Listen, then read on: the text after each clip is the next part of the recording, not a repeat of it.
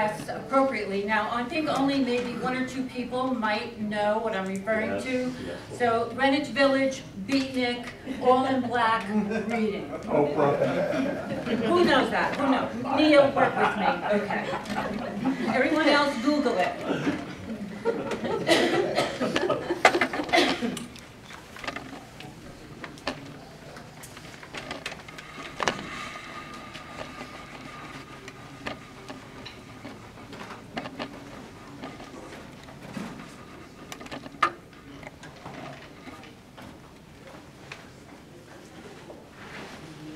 The Meditations of Marcus Aurelius. Number 1, from my grandfather Verus, I learned good morals and the government of my temper. Number 2, from the reputation and remembrance of my father, modesty and a manly character. Number 3, from my mother, piety and beneficence and abstinence, not only from evil deeds, but even from evil thoughts. And further, simplicity in my way of living, far removed from the habits of the rich. Number 4, from my great-grandfather, to have frequented public school and to have teachers at home, and to know that on such things a man should spend liberally. Number 5, from my governor, to be neither of the green nor of the blue party at the games in the circus, nor a partisan either of the Parmularis or the Scutarius at the gladiators' fights. From him, too, I learned endurance of labor, to want little, and to work with my own hands, not to meddle with other people's affairs, and not to be ready to listen to slander. From Diognetus, to avoid empty enthusiasm, to disbelieve all that is said by miracle mongers and quacks about incantations, exorcism of demons, and the like. Not to hold quail fights or be excited by such sports. To tolerate plain speaking, to have an affinity of philosophy, and to attend the lectures first of Bacchius, then of Tandasis and Marcianus.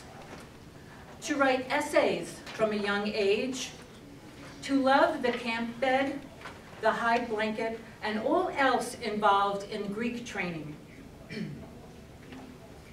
Number 7, from Rusticus, I received the impression that my character required improvement and discipline.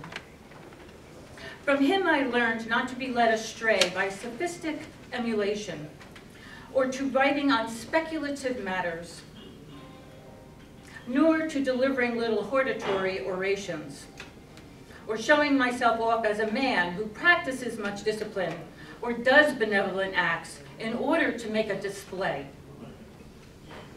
I learned to abstain from rhetoric and poetry and fine writing, and not to walk in my house in my outdoor dress, nor to do other things of the kind, to write my letters with simplicity and with respect to those who have offended me by words or done me wrong, and to be easily disposed to be reconciled, and to read carefully, not to be satisfied with a superficial understanding of a book, nor hastily to give my assent to those who talk overmuch.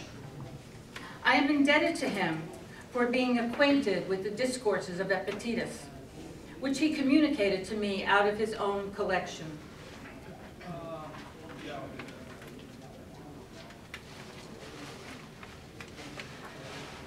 Number 8, from Apollonius, I learned freedom of will and undeviating steadiness of purpose, and to look to nothing else, even for a moment, except to reason.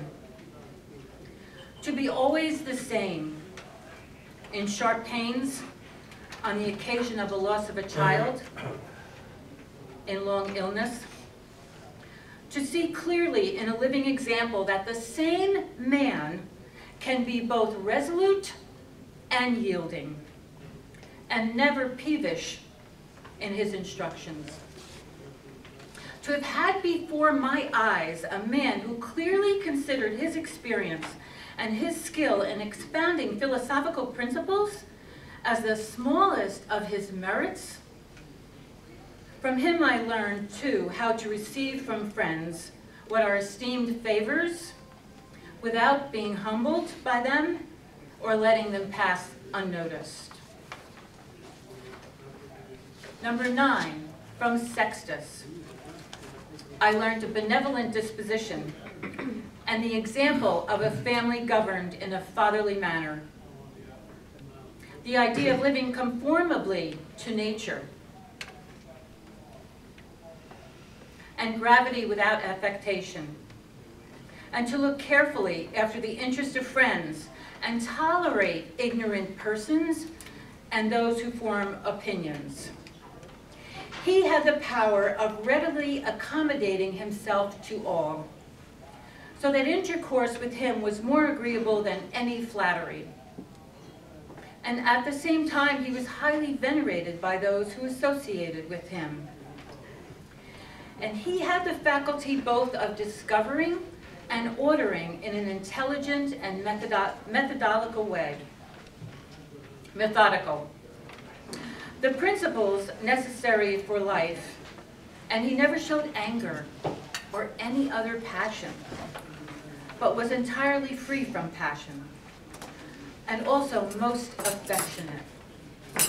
And he could express approbation without noisy display, and he possessed much knowledge without ostentation.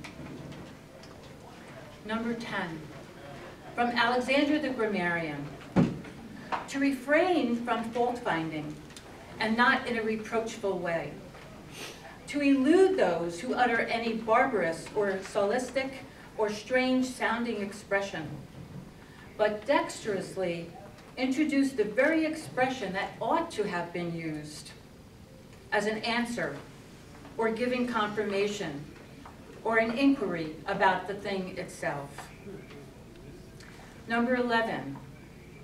From Fronto, I learned to observe what envy and duplicity and hypocrisy are in a tyrant, and that generally those among us who are patricians are rather deficient in paternal affection. Number 12, from Alexander the Platonic.